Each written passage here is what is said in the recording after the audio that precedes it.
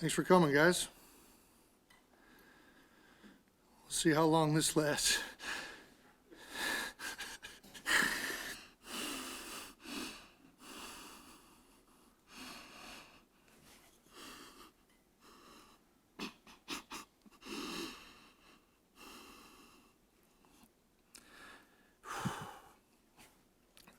Not a good start. There you go.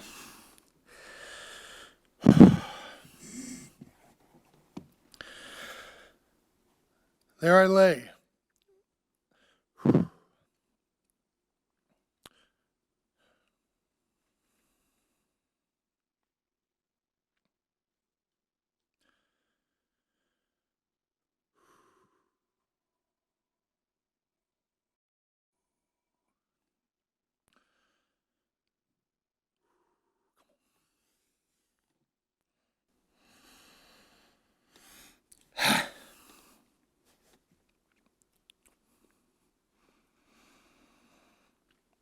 Oh, man. This is going to be long. There I lay, face up in the cool morning's dew-covered grass, waiting for a whistle I knew would come at any second. Knowing full well Anthony Harrell was a couple yards away on the ground waiting for the same. The foreign objects that rest upon my shoulders and head weighed me down and unbalanced my awaiting body.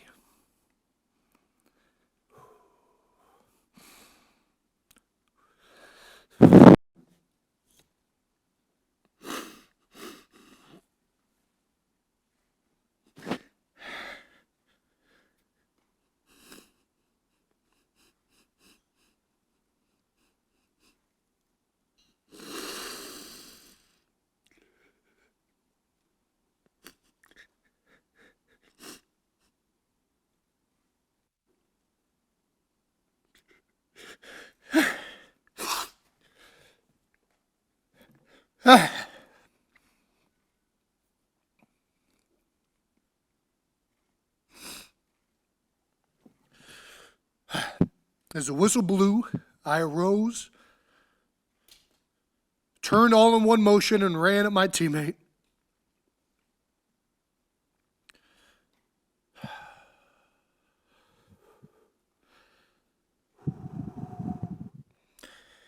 It isn't even the collision I remember most, but the feeling before of what in the is about to happen.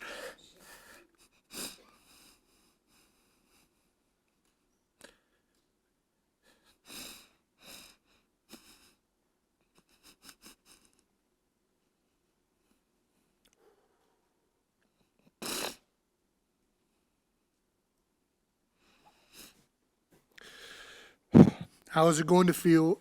Will I win?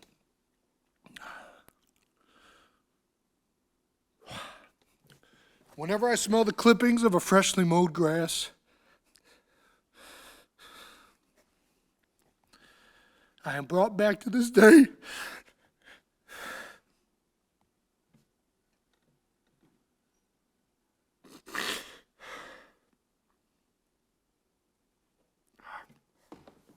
I am brought back to this day. 12 years old.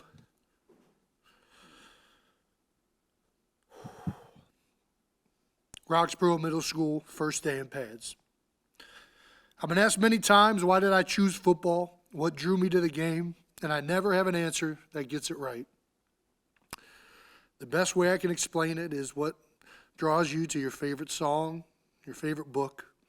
It's what it makes you feel.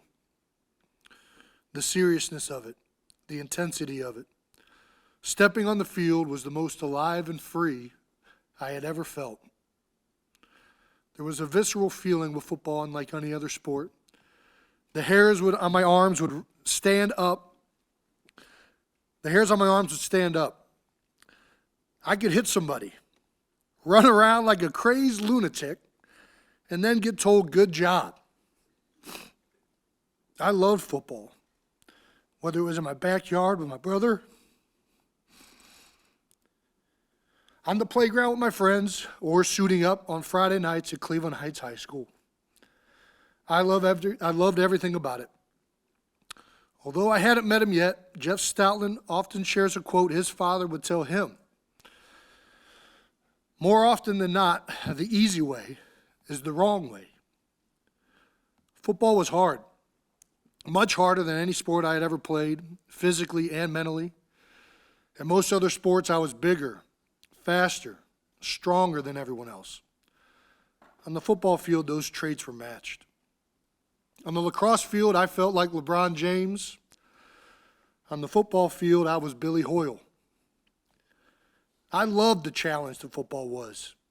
The joy of winning, the agony of defeat, the anxiety of the unknown, and the camaraderie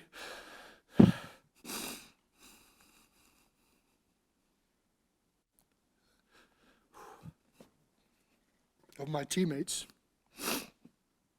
I'd like to thank my high school football coaches, Mike Jones, Damian Creel, Kahari Hicks, and Gary Robolewski. Coach Robo, you know who you are. My hockey coaches, Kurt Gunther, Steve Bogus, and Eddie Babcox, and my lacrosse coaches, Felipe Quintana and Ben Beckman. I'd also like to thank my band teacher, Brett Baker. All of you taught me countless lessons and put up with a very young, rambunctious kid that was full of immaturity, stupidity, and cockiness. I would without question not be where I am today without your efforts with me and the countless other children you served in my brother and I's hometown, Cleveland Heights. From Cleveland Heights, I entered the University of Cincinnati as a walk-on. As a linebacker, I had no idea what to expect, but scenes from Rudy would often race in my mind. It became apparent immediately that walk-ons would have to fight harder for their opportunities than the rest of the team. I had no stars, no investment from the team or the coaches. I'd have to earn everything, and that's good because I had no clue what hard work was yet. Knowing that I had to earn my respect every day made me committed like never before. In my first college weightlifting session, graduate assistant Jordan Roth put me through the hardest weightlifting session I had ever been through. At the end of it, he said if I could walk around the perimeter of the weight room holding my hands above my head, I could leave. And if I couldn't hold my hands above my head, I'd have to stay and clean the whole weight room. That entire year, I found out later that cleaning the weight room was something I would get used to. That entire year I consider a blessing. D'Antonio ran a tough program, the weight room was even tougher, and I redefined in my mind what working hard actually was. They pushed me into areas of fatigue I didn't know I had, and for that experience, I am forever grateful to all of them. After redshirting my first year, Mark D'Antonio left Cincinnati for Michigan State, and we hired up-and-coming head coach from Central Michigan, Brian Kelly. This turned out to be the biggest turning point in my career. Not because of Brian, he was great and we enjoyed tremendous success together, but because he brought with him strength coach Paul Longo. 2 weeks into winter workouts, Paul whispered to me in the middle of warm-ups, "You'd make a great center."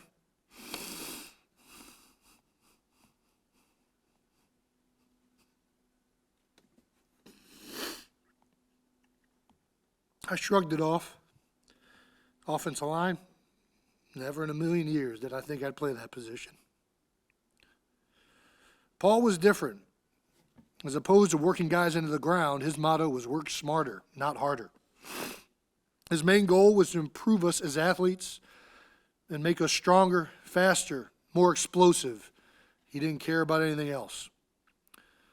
Once during a conditioning drill, I saw a teammate struggling to keep up during a run, so I slowed down to encourage him.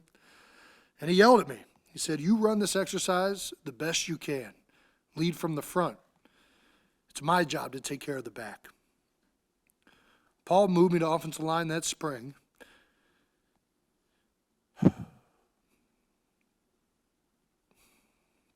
And it ended up being the single greatest move that ever happened to me as a football player.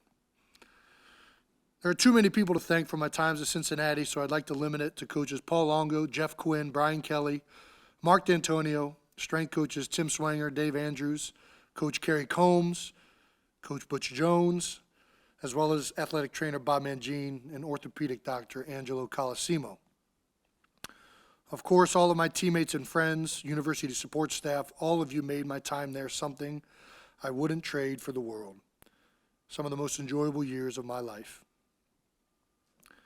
After my senior year ended, it became apparent the NFL would be an opportunity, although few teams had interest in a lineman that weighed 280 pounds. Lucky for me, the Eagles had just hired Howard Mudd, a legendary coach who valued offensive linemen for their athleticism more than their size. Having watched and emulated Jeff Saturday in my own game, it all felt too perfect when the Eagles selected me in the 6th round. Immediately after being drafted, my agent, Jason Bernstein, said, "You have no idea how perfect this is. You are going to fit in great."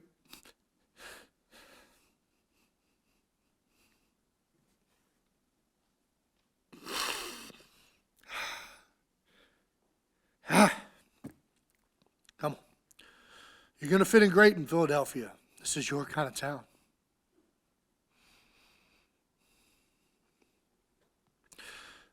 "13 seasons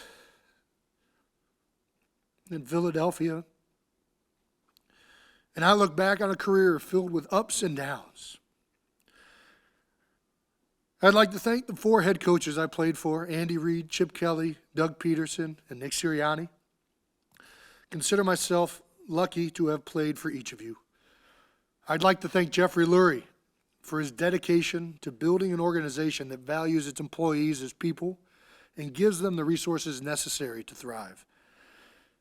I've only had one boss, so I don't know much to compare to.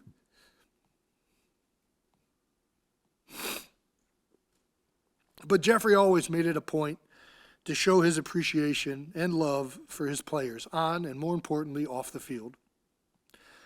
I'd like to thank Howie Roseman for drafting me and for always working hard to improve our team, even from the other side of the building that one year. Whether it be coaches, players, salary cap, or the numerous other things you control, you work tirelessly and calculatedly to improve this organization.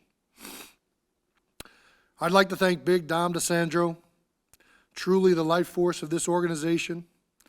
No one gives more time and energy to this team. At the drop of a hat, Dom is by your side. My family and I give our sincerest thank yous for always treating us with dignity and assistance. There are so many teammates, coaches, support staff, trainers, equipment, cafeteria workers. You guys have no idea the amount of people in this building it takes to assist our players and me. I'd like to thank you all by name, but we'd be here far too long for anyone to continue listening. So instead, I will share memories, if that's all right with you all. When I look back down the road, I'm sure there are things I will forget, but these are some of the things I'm sure I won't. I won't forget the call I got from Andy Reid on draft day and my father rushing into the room.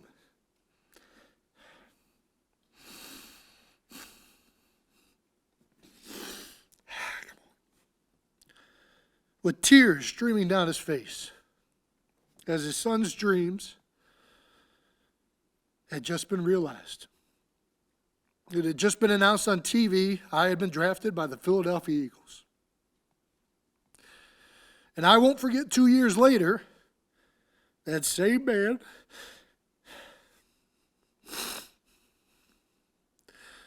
and my brother receiving a call. And him being drafted by the Kansas City Chiefs. This time, the tears streaming down both my father and I's face as my brother had just realized his own.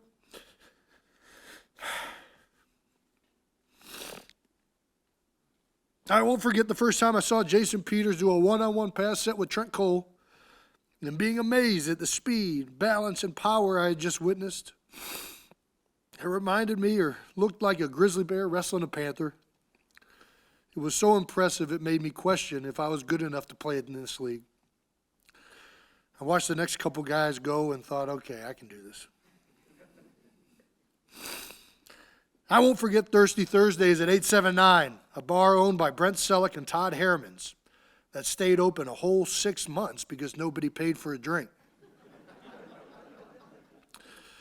Poor business practices indeed.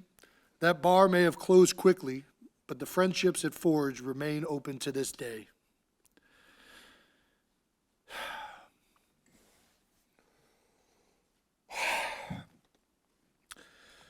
I won't forget my second training camp, walking downstairs in my Lehigh dorm to paramedics rushing in, and Coach Dave Culley's look on his face.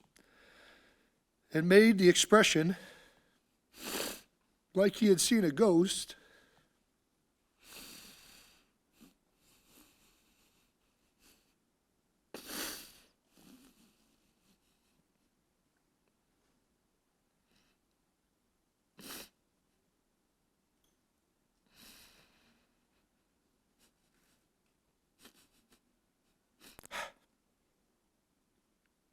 A whole lot clearer. I asked if I could help. And he said, no, just go to practice. Come on. We would find out later at practice that Garrett Reed had passed away. Only a few hours after that, Andy addressed the team. It's the most intense moment I've ever shared with a group of men. And the outpouring of support and love for my friend.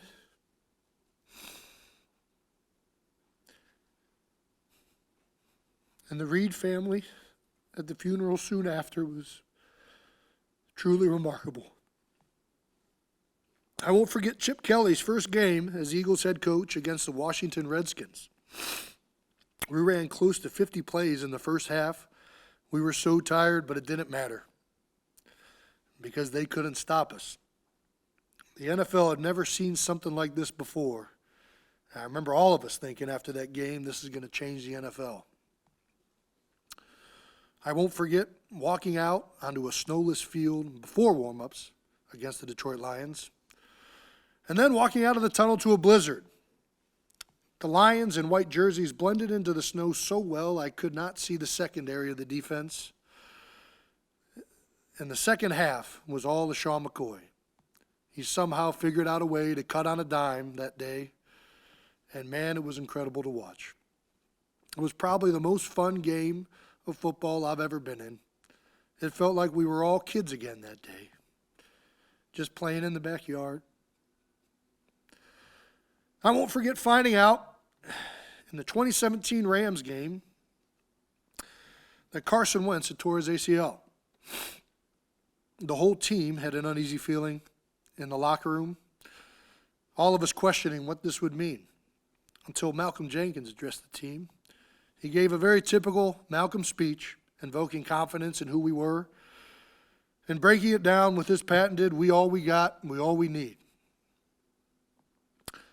I won't forget Nick Foles having the game of his life on the biggest stage possible. And the biggest on the team going up to Doug Peterson and asking for the Philly special. And Doug Peterson having the biggest in the stadium.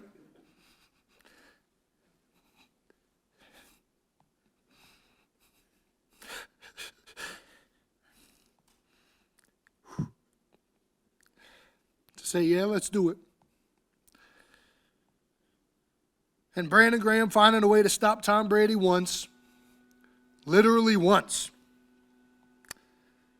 And the way the ball hung in the air on that last Hail Mary and how it felt like an eternity. Just looking, no sound registering, completely engulfed in the moment.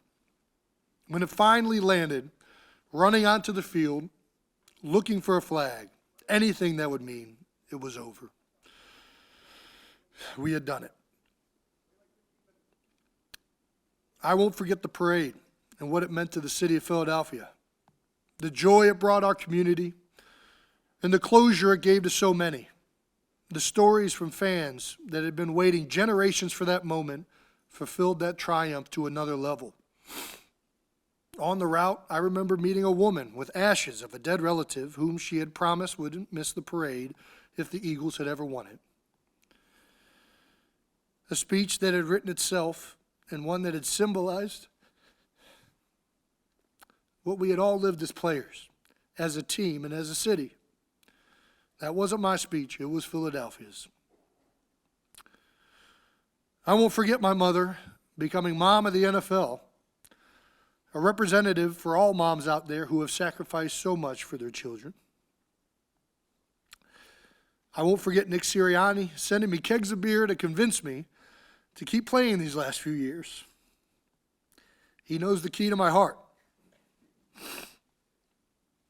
I won't forget making the playoffs in his first season, the Super Bowl in his next, and the immense heartbreak at the collapse of this last season. And although last season truly sucked, I wouldn't trade any of my time with you or those teams for the world. Everything happens for a reason, and I have truly enjoyed my time with you, Coach. Sometimes the flowers get knocked back a bit.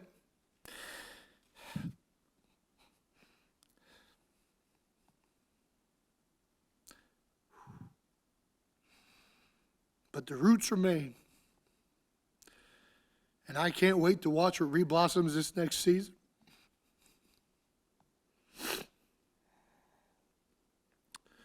I won't forget falling short to the Chiefs.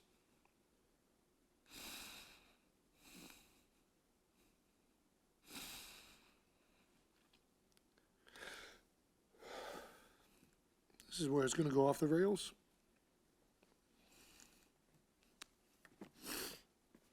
Nice, Brett.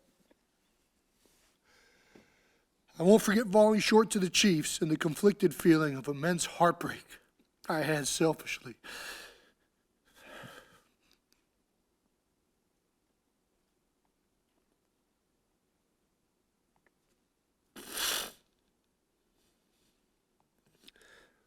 For myself and for my teammates. And at the same time, the amount of pride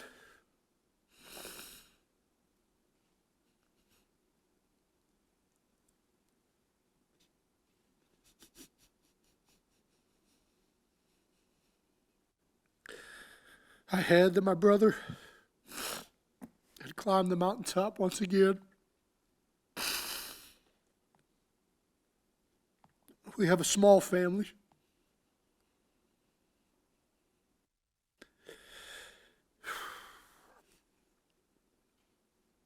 We have a small family. We have a small family. No cousins. One aunt, one uncle. It was really my brother and I our whole lives.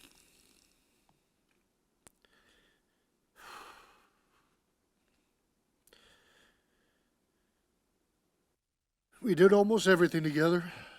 Competed, fought, laughed, cried, and learned from each other. We invented games, imagined ourselves as star players of that time. We'd envision making the winning plays day after day on Coleridge Road. We won countless Super Bowls in our minds before ever leaving the house. And when we weren't playing, we were at the other one's games, but seated in a lawn chair or a bench, a Capri Sun in our hand that Mom had packed, cheering during the game, and waiting outside afterward to celebrate a victory together or offer encouragement after a defeat. There is no chance I'd be here without the bond Travis and I share. It made me stronger, tougher, smarter, and taught me the values of cooperation, loyalty, patience, and understanding. It's only too poetic I found my career being fulfilled in the city of brotherly love. I knew that relationship all too well. Some people struggle to play in this city. They can't handle the booze, the media, or our fans. Consider it a great blessing to play in the most passionate sports town in America. The sense of urgency in this city to win has pushed our organization, has fueled it to take chances, fix problems, and work tirelessly in an effort to win. At times you hate it as an athlete, especially those new to our city. But when you've been through it enough, you learn to appreciate it. No one celebrates their own like the city of Philadelphia. Athletes become demigods in this city, even ones whose deeds span decades before. The Eagles are the number one ticket in town, the most talked about thing at nearly every moment. With that amount of attention, you better be ready to overcome the lows that will happen and be ready to persevere in the face of the criticism. Yes, they will let you know when you are not performing well. Every time. But they will also love you if you show effort, aggression, desire, the will to fight. They will love you in this city if you love it the way you love your brother. You will be loved by going above and beyond to show that you care, because they care. They've been caring for generations in this town about this team, and they aren't about to accept a bunch of excuses and soft nonsense representing the name on the front of the jersey, something they've invested their entire lives in. If you don't like what the fans and media are saying as a player, it's very easy. Love them, treat them like your brothers, and go out and play your off. Wear your heart on your sleeve, and I guarantee you change those narratives. I remember seeing Zach Ertz shy away from a block one game against Vontaze Burfict and the Cincinnati Bengals. Rightfully so, the fans ripped him apart, crushing him for doing it. The next week, the first catch I saw Zach Ertz snag, he ran after the catch like I had never seen.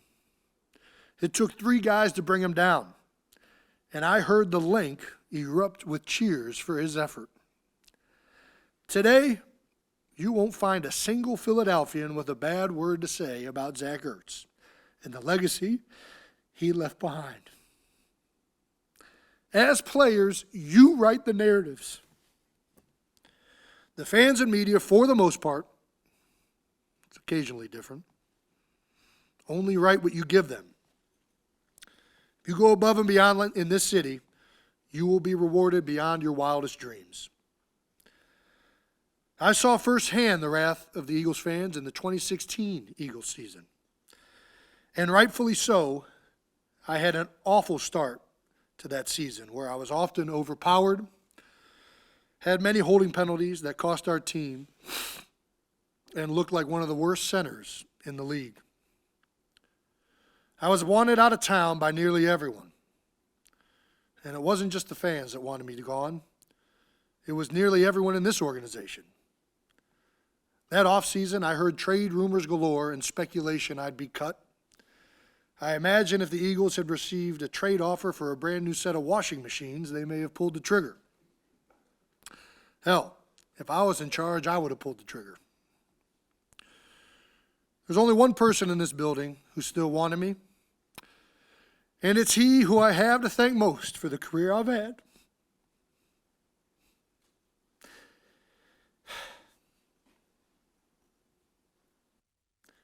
And that's Jeff Stoutland.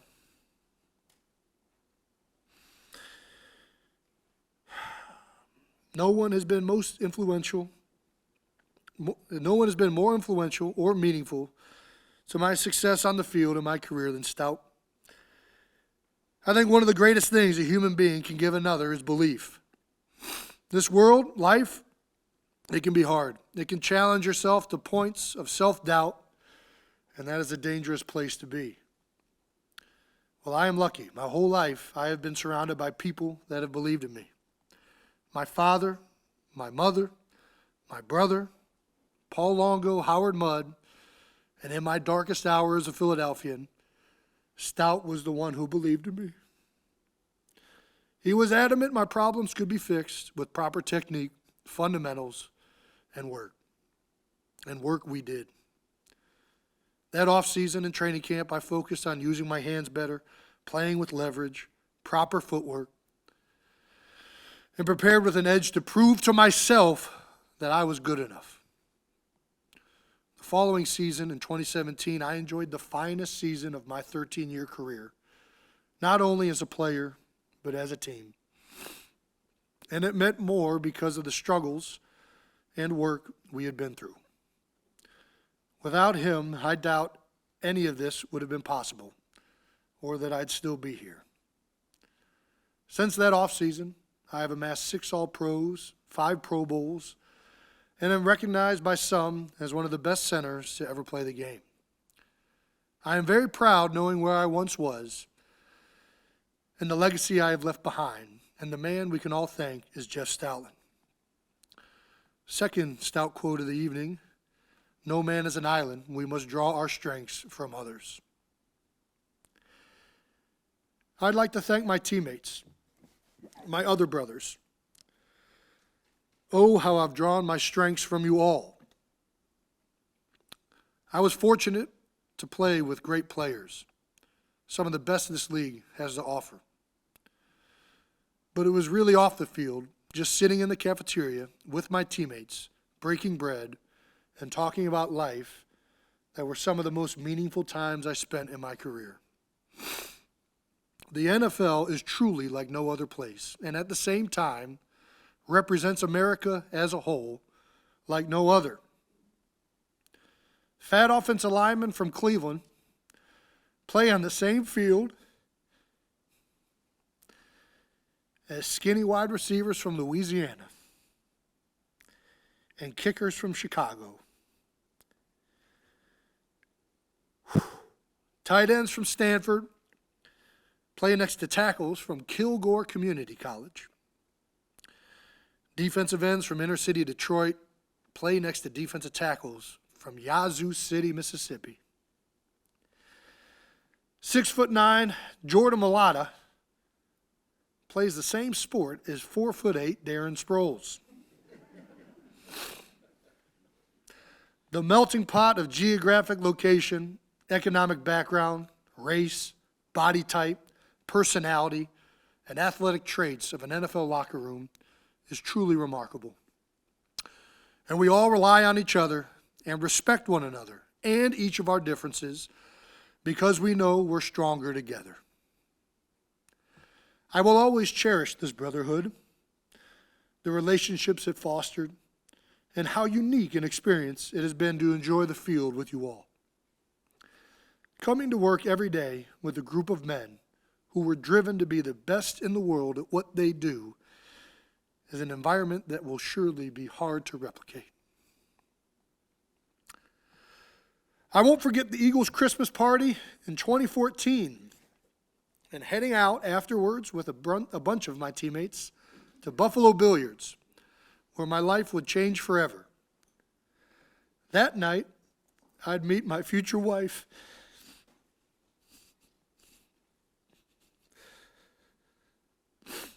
I still remember the moment she walked through the door. The first instance is burned in my retina. It was like she glided through the opening, an aura around her. Then she started talking. And I thought, man, is this what love feels like? She was beautiful and smart, serious yet playful. I knew it right away. I think it's no coincidence I have enjoyed my best years of my career with Kylie by my side. Every accolade I have ever received has come with her in my life. She has brought the best out of me through love, devotion, support, honesty, intelligence, and of course, a swift kick in the ass from time to time. She has also given me 3 beautiful girls and a life that increasingly brings me more fulfillment off the field than it does on. We've had a great run, Kai. I am a product of my upbringing. I think one of the best things a person can be in this world is a father. A father who is present, loving, devoted just may be the greatest gift a child could ask for in our society. And I have a damn good one. My father believed in me more than anyone. He believed in my brother, and whenever my own insecurities would arise or self-doubt would come in, he would stifle them with the warm embrace of belief, unwavering love and belief. My father worked in the steel industry in Cleveland for the majority of his life. I remember him taking me into a plant one time and standing in awe of the molten steel and watching a giant ladle containing a bunch of it hover over our heads just feet away. The heat radiated when the molten steel was in sight. And I remember thinking how utterly amazing my father's work was. He was the man and continues to be the man and father I strive to be. My mother was a part of a generation of females that was largely the first of their families to go to college. When deciding to go to college, her own father said he disagreed with the idea. He telling her instead she should become a secretary or be a wife. In fact, the only thing that convinced him into letting her go to college was my grandmother's insistence that my mother would find an educated man to settle down with, and that would mean more money for the family. Mom took the opportunity to go to college and graduated from the Ohio University, worked in banking for over 40 years, climbing the corporate ladder from teller to a VP, and was largely the breadwinner for our family. I like to think I got my toughness, aggression, and lunch pail mentality from my father. And from my mother, I learned the all too important lesson of never letting anyone tell you what you can't do. And so this all brings us here to today, where I announce that I am retiring.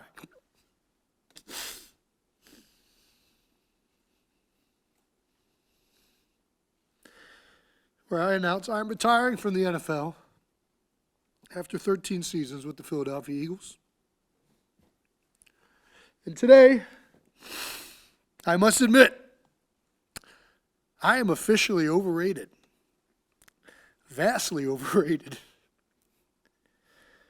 But it took a lot of hard work and determination getting here. I have been the underdog my entire career, and I mean this when I say it. I wish I still was. Few things gave me more joy than proving someone wrong. My mother used to tell people, and still says to this day, if you want Jason to do something, all you have to do is tell him he can't. And that was true in more ways than I care to admit. I relish doubters. They fueled a fire within. I suspect that comes from an upbringing where my parents would tell me, Jason, you can be anything in this world you want to, as long as you put your mind to it and work hard to achieve it. So whenever I was faced with doubt in my career, be it from fans, from coaches, even from my own teammates, the American dream would burn from deep inside my bones. Which leads to my last Jeff Stoutland quote. Hungry dogs run faster.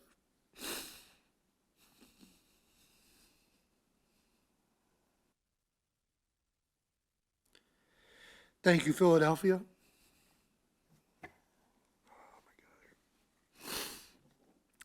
Thank you, Philadelphia. From the bottom of my heart, thank you for letting me represent this city and allowing me into your homes every Sunday. Growing up, it has truly been a privilege. You have all been so good to me and my family. Growing up in Cleveland, I watched all of my favorite athletes leave the city. Hell, A whole team left the city.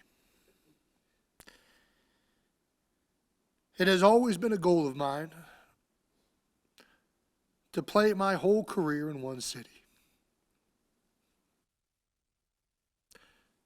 And I couldn't have dreamt a better one and a better fit if I tried.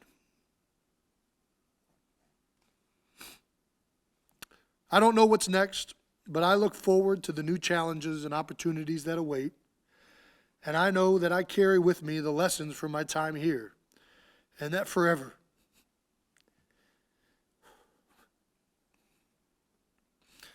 And that forever we shall all share the bond of being Philadelphians. That's all I got.